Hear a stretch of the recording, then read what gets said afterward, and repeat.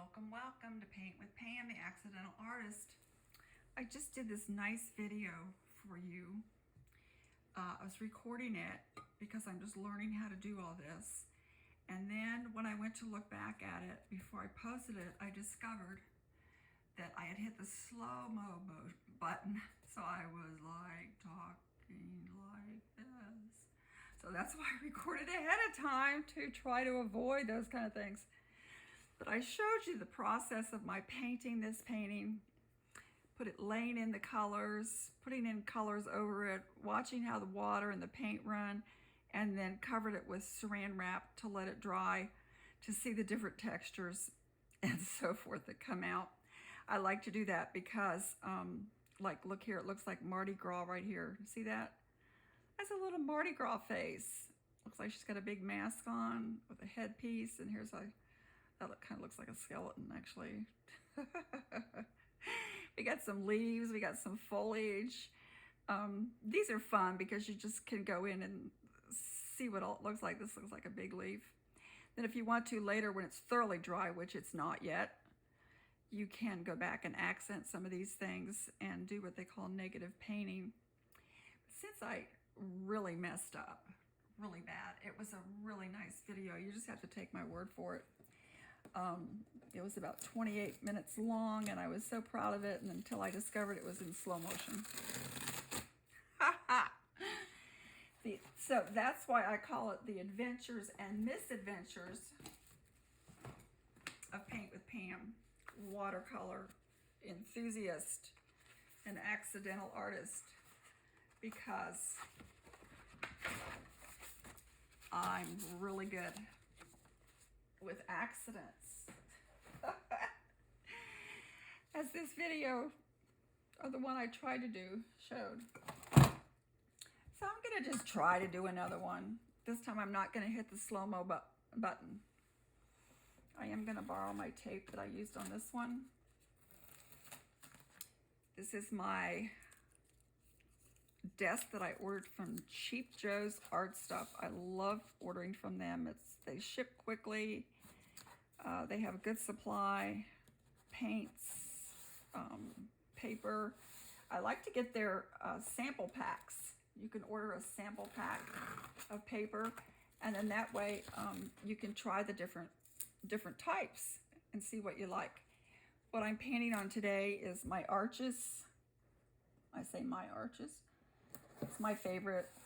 It's also pronounced arche. I think that's what they said the official pronunciation is. If you're French, it's arche paper. But I'm not French, so I obviously don't know. But it's 100% cotton, which makes a big difference when you're painting. And 140 pound. If you get less than 140 pound, I have accidentally ordered 100% cotton, but it was only 90 pound, and it just does not move the paint like I wanted it to, so I was most disappointed. But I'm gonna try again, and I am not, I repeat, not going to touch the button. And hit the slow-mo button. This time I am going to wet it first a little bit. So I'm going to wet a little bit and just see what we can make. This is, I always tell my daughter, you know, she'll say, oh, I like that. It's like, I'm just playing. Just playing. That's how you learn. If you're a beginning watercolors enthusiast,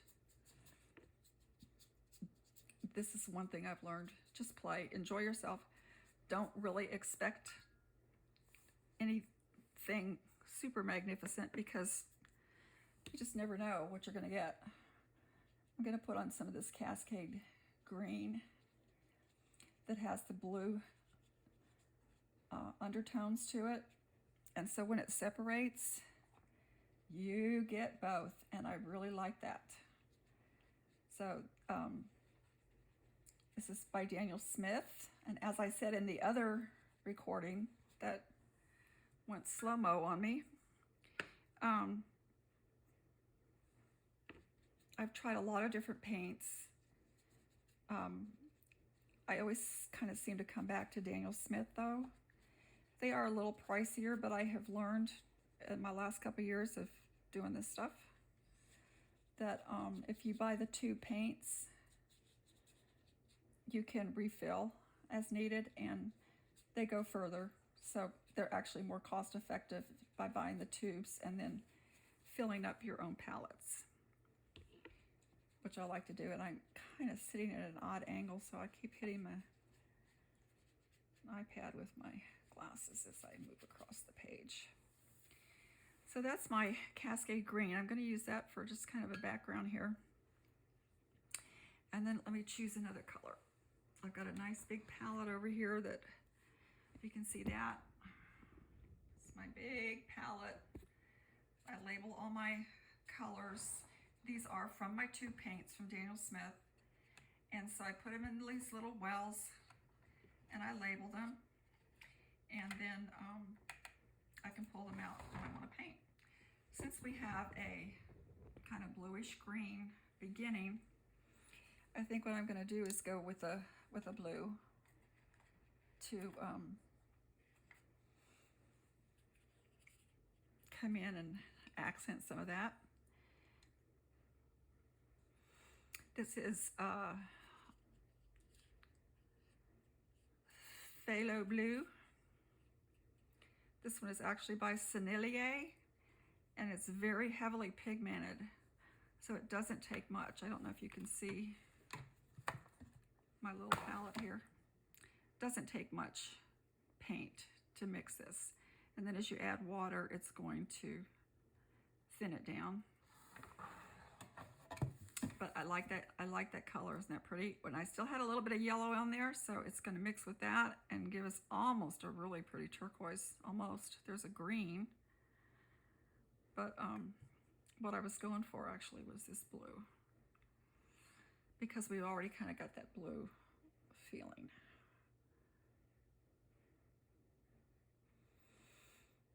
So when it's already wet like this, the paint will follow the source of the water. And that's the fun thing about watercolor. It doesn't have to take hours and hours. You can just put something down and let it do what it wants to do. And then you go back and watch it and see, what's it telling me? Yes, I talk to my paints. When I used to knit, I talked to my yarn. It's like I would go shopping and it would say, knit with me. And so I discovered I do the same thing with my paint. I talk to my paint and it talks back. Sometimes it says, stop it, go away. You don't know what you're doing, which I already know. I'm just learning. That's why I wanted to do this channel, for those of you that are learning also. And just kind of experiment and play with me. I like that. Kind of looks like a little bit of a waterfall, doesn't it? I like the way it's kind of coming down. I'm going to spritz some water on here. Or splatter some water. Gives it a different angle in which to run. I like that. I really do. I'm going to soften this up a little bit. So if you're just watching, just coming on and watching me, wondering who in the world is this person, my name is Pam. I started my watercolor journey 3 years ago. This is my 3rd year in watercolor. I used to paint with acrylics and I used to sketch. And but when I sketched, I never really thought that I could, sketching is one thing, but adding color to it is something else. And I never really thought I could do that. I thought, well, I know I can sketch, but I don't think I can add color to it confidently without ruining my sketch. I've always wanted to try watercolor and was always told by other people, no, you don't. Watercolor is too difficult. You You can't paint with white. You can't paint with black. You leave the white of the paper instead of using the white color. And there are different ways, different people do different things. If there's anything that I have learned in my watercolor journey, I watch many, many people on YouTube. I have my favorites, and I'm sure you would too. I'd love for you to subscribe to me and follow me in my journey, my ups and downs and what not to do. I'm gonna let this dry a little bit. As it dries, I think I'm gonna add maybe some rocks and make it a waterfall, perhaps, and maybe some trees up in there. Let it dry a little bit and see what it wants to do. But as you watch your videos, you will learn there are some that are very, very, very good teaching videos as far as teaching techniques. Not just say, watch me paint this rose.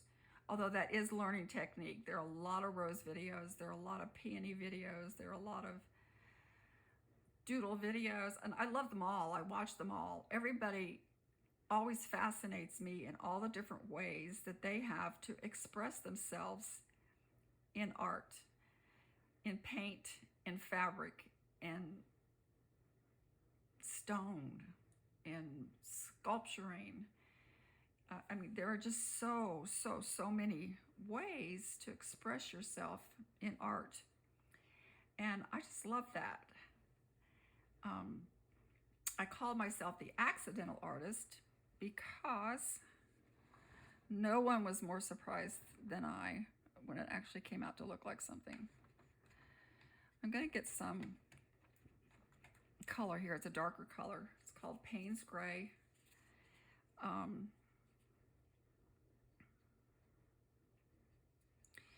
I'm just kind of going to hint at some trees up in here.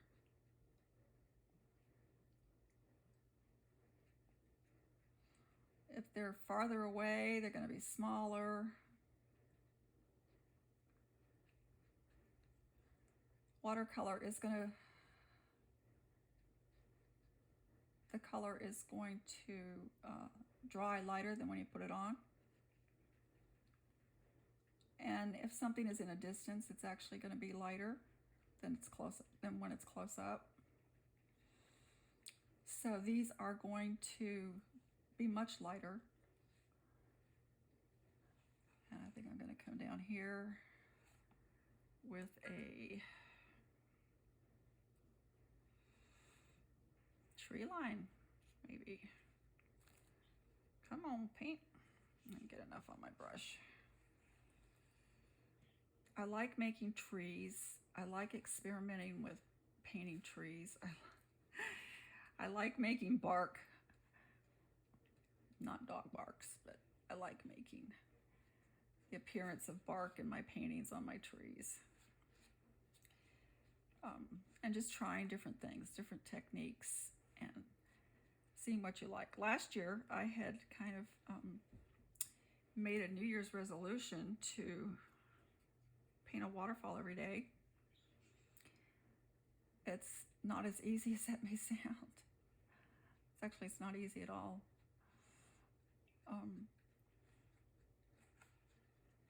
But that was one of my goals.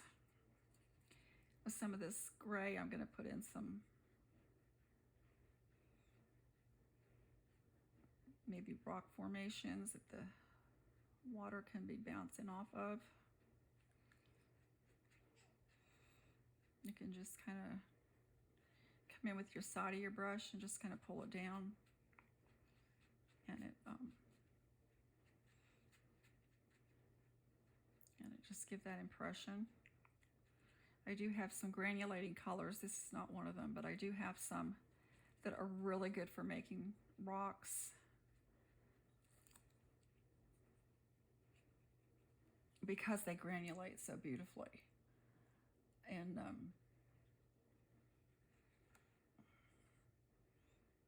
I like that. And I like the way that the paint will react to the water once it's down. See? But we know that all trees are not Payne's gray. This is what we call dry brushing a little bit, where you just kind of come in with your side of your brush. So I will go back in and I will add some more colors for my tree trunk, because as I say, they're not all, we know they're all not just one color. I have a painting I did one time of a whole forest in pink and purple. That actually came out really pretty. Let's add some limbs over here, overseeing our waterfall. Let's bring this up here. Just suggested. You don't have to put in every little branch, and that's something I have learned. I'm going to just kind of leave some to the imagination. In your mind's eye, will fill it in. I actually like this side. I like that. I like what that's done. And I can do that over here too. I can bring in some little marks coming out of this tree. Sometimes when I think about it too much, then I mess it up. But that's the thing about watercolor. So if you're watching this, Paint with Pam, and you're a beginner, as I consider myself, I'm still a beginner, just play. You can watch tutorials all day, but until you actually get in here and try your paints and see what they do, you don't really know. You can watch somebody else discover something and think, oh wow, that is just really cool. But then you can't figure out how to do it yourself. I'm going to go in here with a burnt sienna, and I'm going to lighten up some spots of this tree. Like I say, I really like to practice tree marks, making bark of tree. So that's something I enjoy, just kind of coming in and adding some color to my trees and making it look more like bark. Different colors, because we know that color is everywhere. It just kind of rules and reigns our universe, doesn't it? And I think that's the way it's supposed to be. If everything was just one color, how boring would that be? But let's add some color and see how it reacts, and it will blend with that Payne's gray that I added. Add some little tips here. Whoops, that one's more than a tip, so that's okay. We'll just add to it. Let me add a little bit over here. I like the kind of the dry brush look on this side, where it's kind of a suggested shape, not everything all filled in. I like that. My little suggested tree on the right here needs some more attention though. I'm gonna let that simmer a little, as you would say, before I add some more color to it. I do have a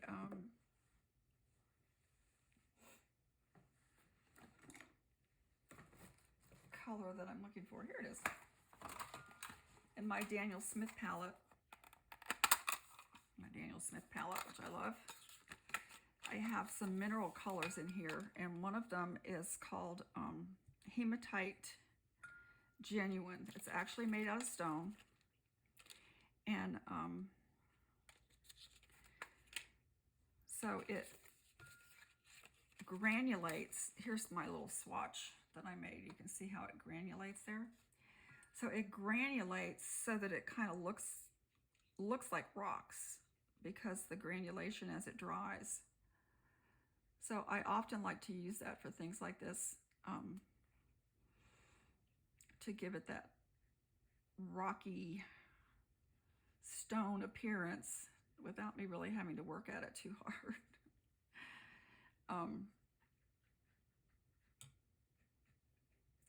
if you can really tell how that's granulating or not, but it will, and you'll see it more as it dries. So these might be some rocks that you might climb on around the waterfall.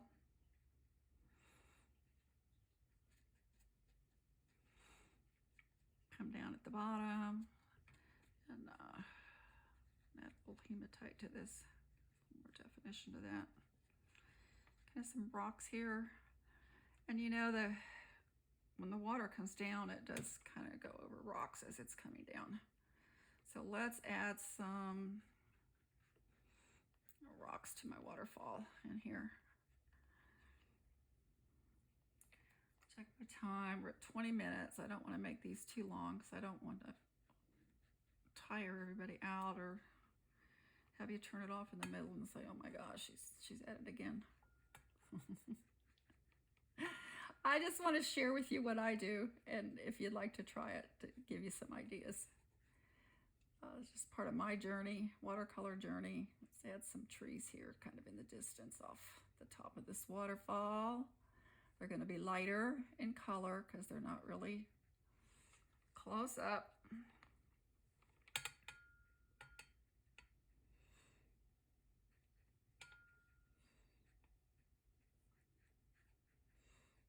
Just going to make some ground here, and you know, I don't know if this is where this might be. Could be anywhere really. I oftentimes just do spontaneous paintings. I don't really have a point of reference. Sometimes I do. Sometimes I like to paint with a point of reference photo. And then if I do, I generally try it like about 3 or 4 times before I finally get something that I like, because it takes time. Let's kind of put a little rock in here. Don't be afraid to mess up. It's only paper. If you feel you've messed up, just start again, because if you get too hung up with trying to fix it, what you think might be a mistake, and you try to fix it, all you do is draw attention to that area that you might not want to draw attention to. You kind of make that your focal point. So I'm just going to do some little dry brushing here, make it kind of appear as though it's coming down some kind of a rock formation. But I like that. My tree does need some more attention though. I'm going to add some more color. I'm actually coming in with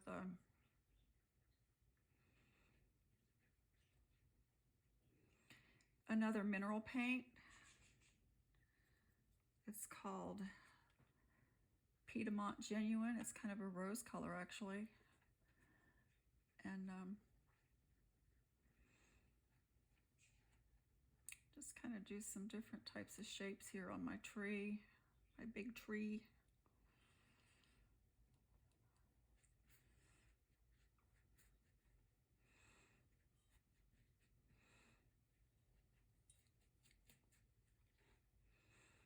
See, as that dries, see how that's starting to make a pattern there in the paint. More like bark would be.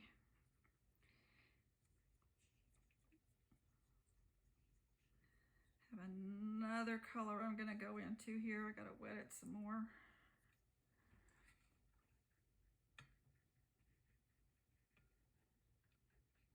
Now the water on this one is just kind of making this run. So that really, I probably added that too soon, because that's just going to run into nothingness.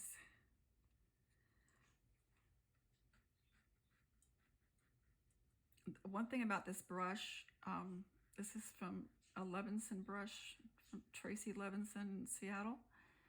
He makes these wonderful bamboo brushes that are like holding nothing at all. They're fabulous. He hand makes each one. This one is natural goat hair. It holds a lot of fluid and a lot of pigment, And so if you're looking to paint with a lot of control, this probably is not the brush you want, because it's really not going to give you a lot of control. It's kind of unreliable as far as, it's unreliable as far as controlling what you want it to do. I'm gonna put some marks in here, like maybe there's some foliage down here too. And I haven't touched my camera, so we should be still good and not on slow-mo. And so I like that. I think I do need some more blue now that this has dried a little bit.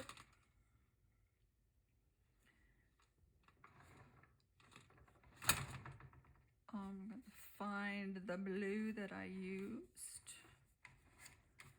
Or actually, I can try another blue. I'm not sure what I tried, the blue that I was using, because I put it away. I should have kept it out. So I'm going to add a different kind of blue here. This is a darker blue. Just kind of let this run. I worked and worked so hard on waterfalls, and then I realized, duh, it's just water running, so why are you making it so hard? Just let the water run.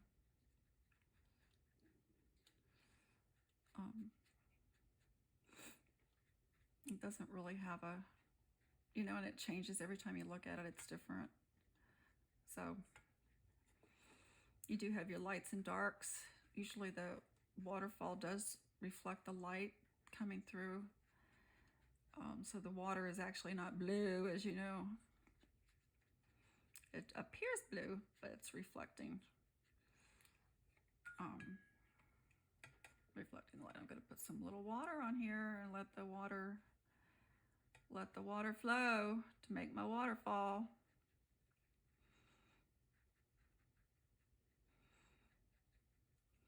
If you want it to look misty at the bottom, that's just a matter of water. Add that water. Just kind of let it soften and blend and do its misty little thing. And then I've had some paintings where somebody said, oh, I like your mist on the bottom. Well, it was never intentional. It was just what watercolor does on its own. I think my tree is going to need some more attention.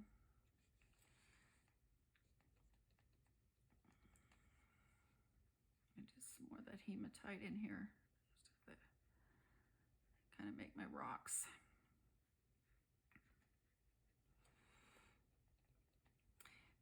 This is still wet, so it's going to dry lighter. As I said in my slow-mo video, it generally dries. Some people say 20% lighter, some say less than that, but it will dry lighter. So you just got to keep that in mind. And then sometimes you want to go back in and add more pigment.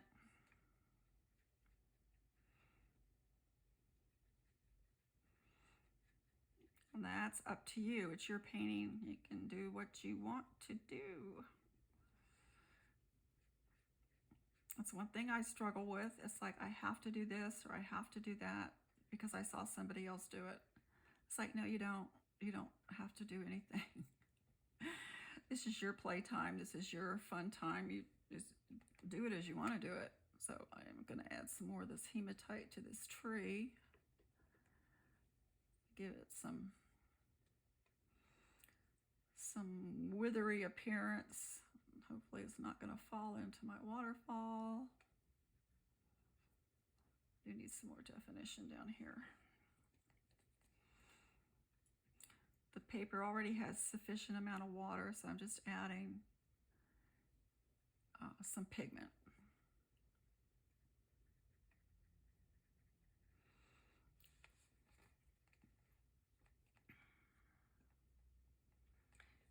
Add a little bit more down here. Maybe some suggestion of foliage or brush down here. And you can see that my paper is still kind of bulgy. That just means it's wet. When it dries, it will dry flat. And often it's good just to actually stop and walk away and come back later. That's one thing I've learned, and I am still learning, is that that's necessary to do.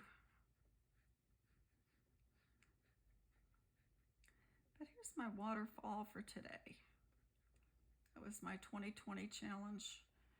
It was a waterfall every day. I did several, but I didn't do them every day. I do try to paint every day, though. I love it. It's just my release and my way of relaxing. Now I'm going to add a little tiny bit of green up in here on these distant trees because they have dried somewhat, and so they're going to lose some of their definition up in there. So I'm going to add a little bit of green. I'm adding jadeite green, which is also a mineral paint made from jade. And so they have the granulation as well, which I like. And it will dry lighter. So I'm not really ruining up there.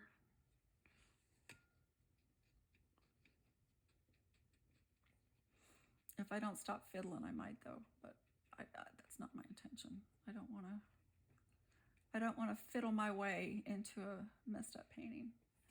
But not every painting is always going to be what you think it should. Often, not happy with the results. I'm going to give this little one maybe some green coming out over the waterfall.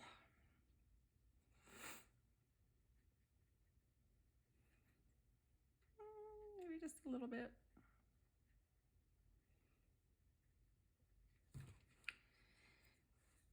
Just give it some character.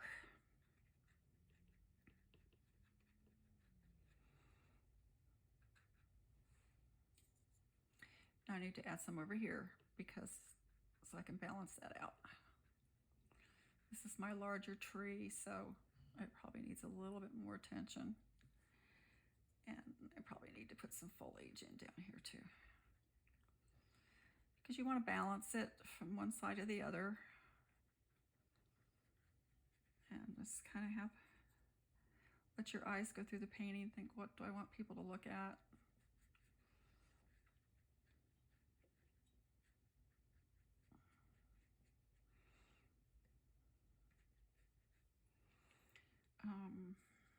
Put a little bit more up here. Let this kind of dramatically fall over the water. Leave some shade.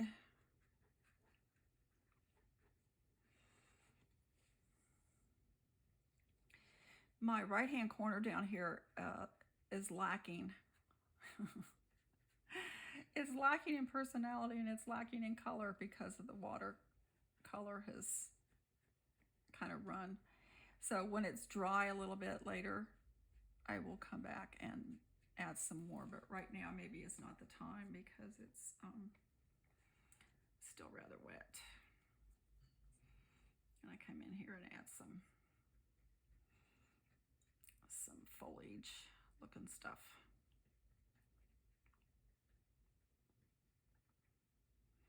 And that too will dry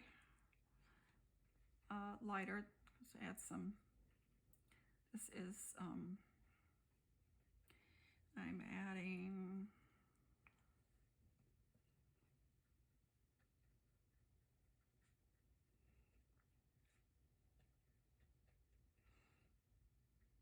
I have to look at the color. Hang on a second, and I'll let you know what it is. Let's try to add a little color there.